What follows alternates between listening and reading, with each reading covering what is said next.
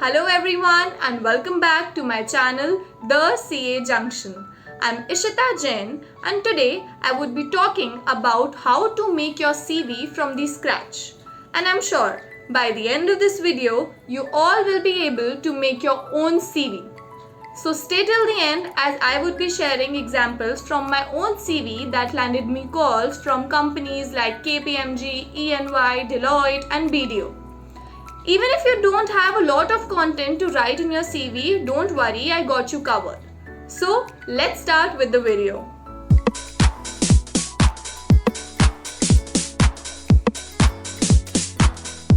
To get started, I'll be sharing a picture of my CV that you can screenshot for your reference, and then we would be talking about step-by-step process on how I prepared it.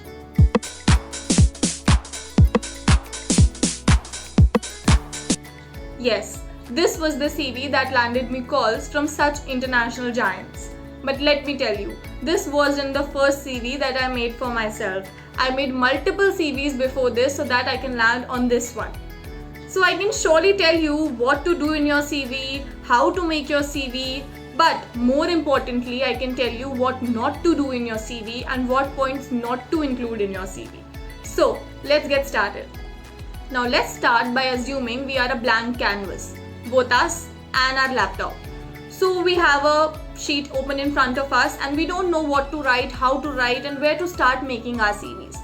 So let's start by the first thing to address, that how to start making your CV. Firstly, you need to start by accessing Microsoft Word in your laptop. If you don't have a laptop, you can also do it on your phone. However, laptop is preferable. A thing that you should remember that I learned the hard way was that you should have your CV in a single page. I had a 3-pager CV before I had this one. So yes, that does not work at all because you need a single page CV.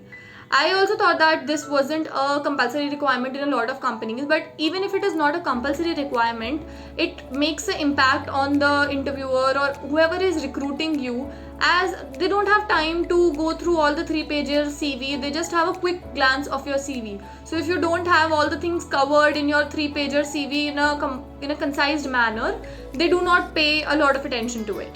So firstly, your CV should be a single page CV. No matter how much the content you need to write, just sum it up to a single page CV. That's what I did with my CV. Now, we know that we have to make a single page CV and we have Microsoft Word open in front of us.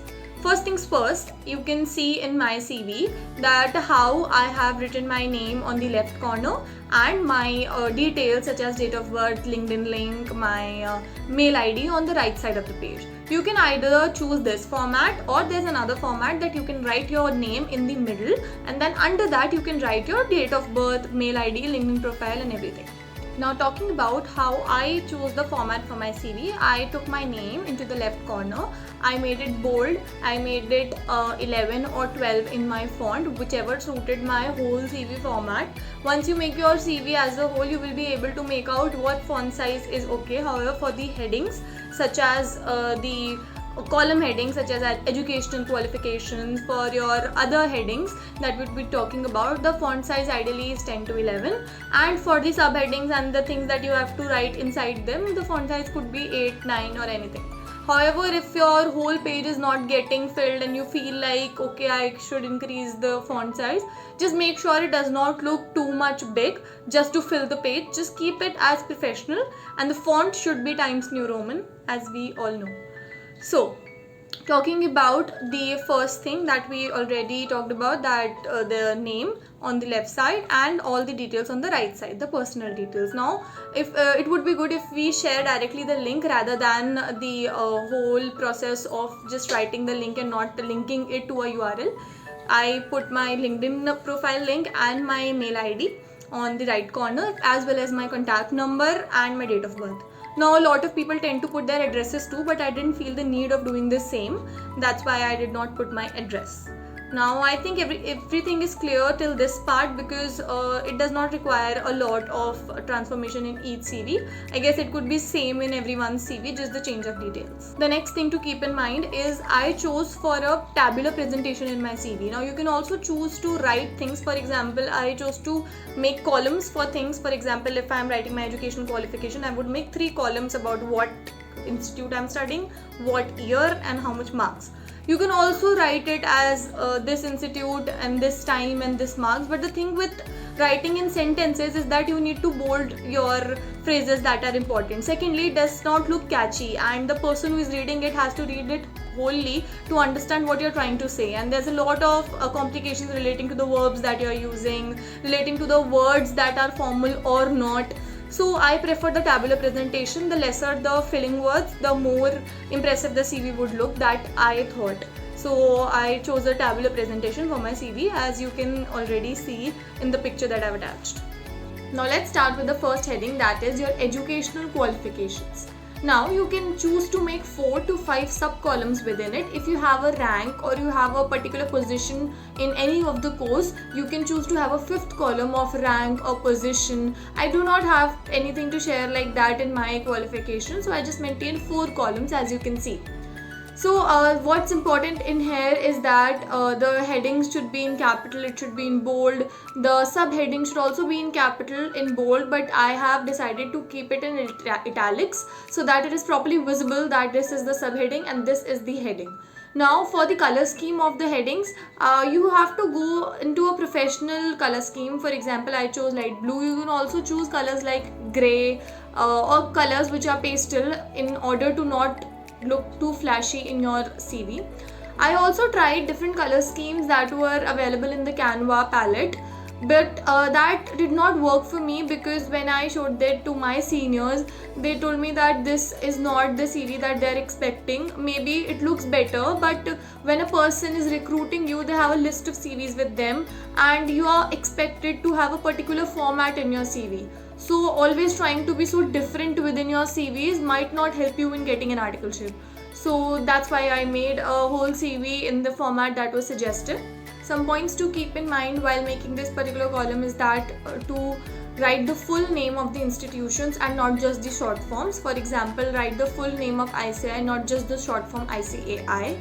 Also use the middle alignment so that it looks more formatted. For the font, you can use Times New Roman, and the font size should be approximately 8 to 10. However, it varies with the amount of content you have in your CV. Now the next one is leadership roles. In leadership roles, if you have been into any captaincy in your school, or you have been class monitors, or during your college time, if you have attended a college, if you are any college representative somewhere, you can write it in this column.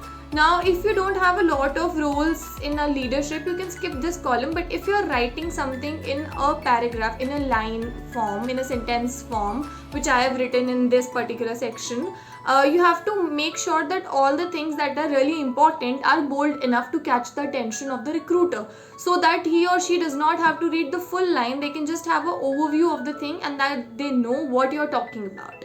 So for example, you can share the picture, see the picture that I'm sharing right now, so that you have an idea of how to write a sentence and what to bold in a particular sentence. The next one is the competition section. Now personally, I was a lot into Model United Nations and debating, so I chose to have a particular column for that. But if you don't have a thing for debating or any other thing like that, you can keep it as a section that you can just mention in the later part of the CV if you're into something that really defines you rather than your academics. For example, if you're very good in sports, or you're very good in singing, dancing, or anything like that that makes a prominent part of your hobby area, you can dedicate this section to it. I've divided it into several columns so that it is very clear in which year I participated, what position did I got, and what was the competition's name. It's very easy to find out that okay, he or she got first position in this, second in this, third in this. So it's very easy to make out how many positions have you had in these competitions. So you don't have to read the full thing that okay, in the text form that okay, you are writing I got first position in this. So it becomes a little bit complicated, but when it is in a numeric form, it becomes easier and it becomes more impressive for the recruiter when they are reading the CVs. So if you don't have a lot of competitions, you can try and find out what is the competition that you have most participated in and won the most prizes in, and you can dedicate this particular section to that sports or that gaming or that particular hobby of yours.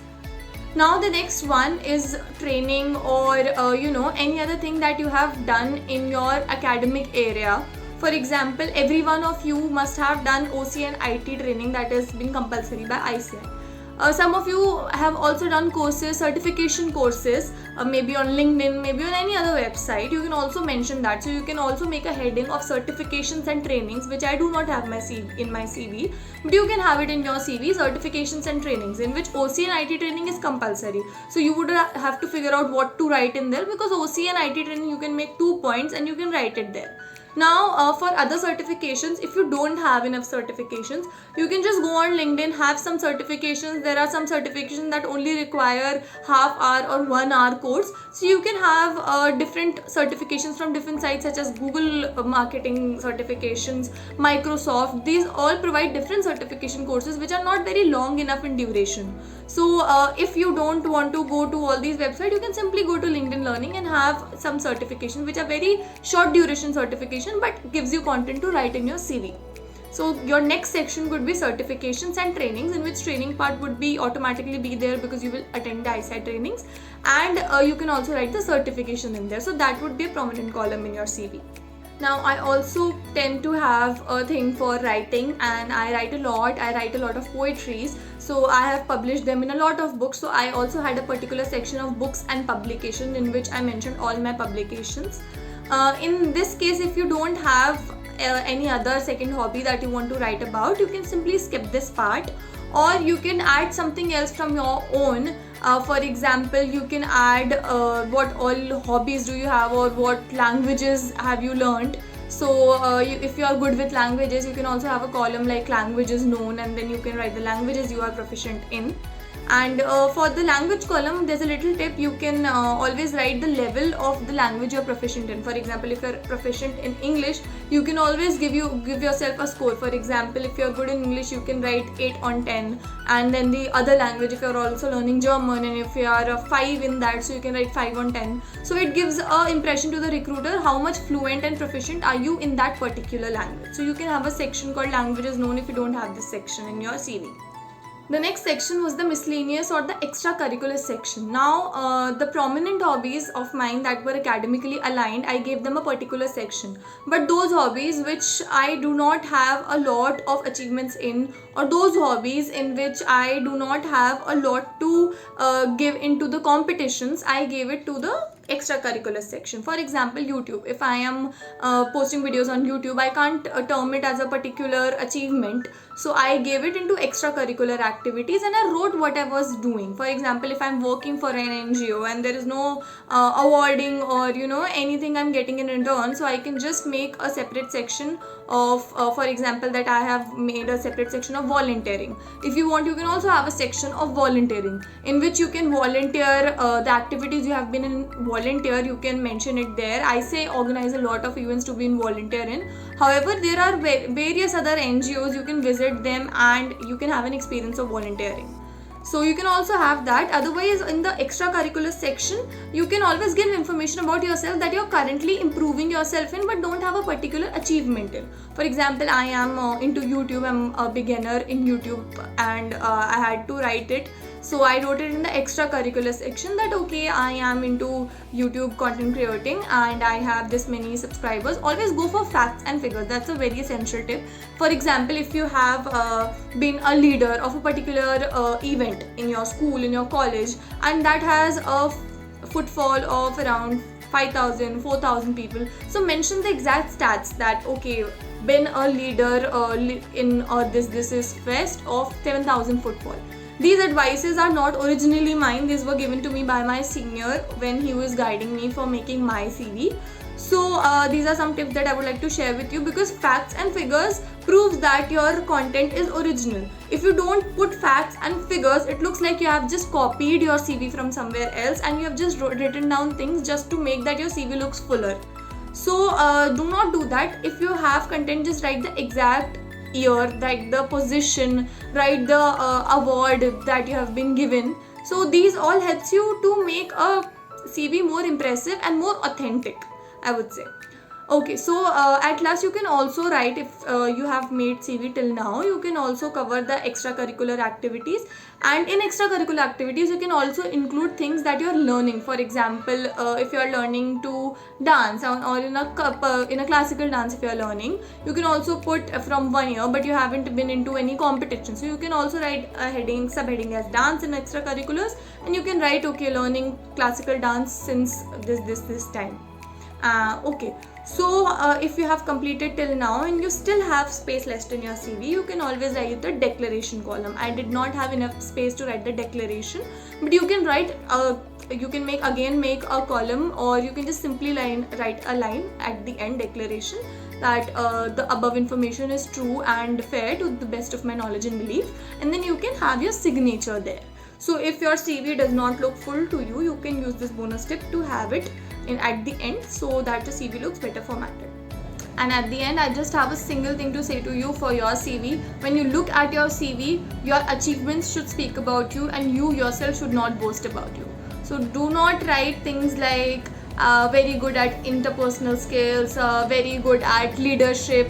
You can write those things if you want, but personally I believe you can always write the achievements that you have been into. For example, if you have been into a good leadership skill, you can write the achievement, you can write the position, because that looks more impressive.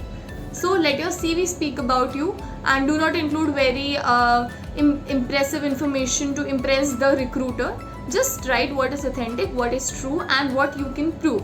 Now, for any other doubt that you have regarding your CV, for any personalized problems that you have, what to include, what not to include, or any other formatting issues or any other issues that you're facing, I'm always ready to reply you in your comment sections below, or you can DM me on my Instagram page of the CA Junction, and I'll be happy to help.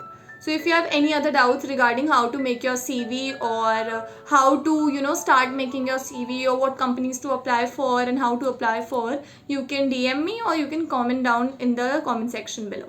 Thank you for watching.